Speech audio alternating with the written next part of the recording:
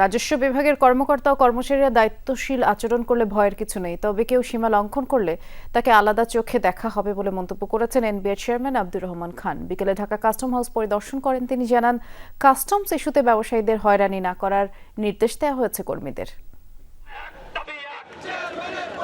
সংস্কার বিতর্কে গত কয়েক সপ্তাহ কার্যত অচল ছিল রাজস্ব বিভাগ। বর্তমান চেয়ারম্যানের পদত্যাগ সহ নানা দাবিতে উত্তাল হয় ঢাকা ও চট্টগ্রামের কার্যালয়। থমকে যায় কাস্টমস শুল্ক ও ভ্যাট আদায়।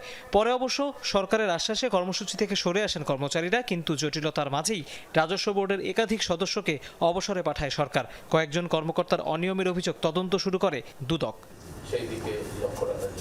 সোমবার ঢাকা কাস্টমস হাউস পরিদর্শনের পর সাংবাদিকদের ব্রিফ করেন এনবিআর চেয়ারম্যান আব্দুর রহমান খান। কর্মচারীরা আতঙ্কে আছেন কিনা এমন প্রশ্নের জবাবে তিনি বলেন, যারা দায়িত্বশীল তাদের কোনো ভয় নেই।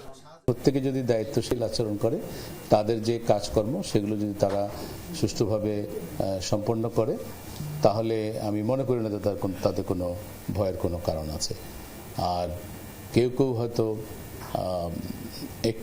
একটু না, অনেক বড় আকারেরই যেটা আমরা বলবো যে সীমা লঙ্ঘন করেছে, সেটা হয়তো ভিন্নভাবে দেখা হবে। তবে সাধারণভাবে আমার মনে হয় না যে কারো কোনো ভয়ের কোনো কারণ আছে।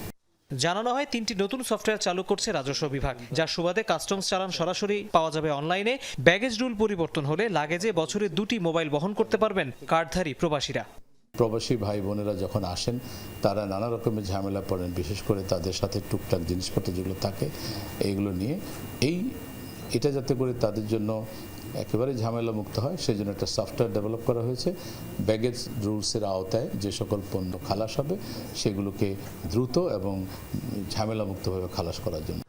এনবিআর জানায়, সদ্য বিদায়ী অর্থ বছরে রাজস্ব আদায় হয়েছে 3,68,000 কোটি টাকার। তৌহিদ হোসেন, যমুনা নিউজ, ঢাকা।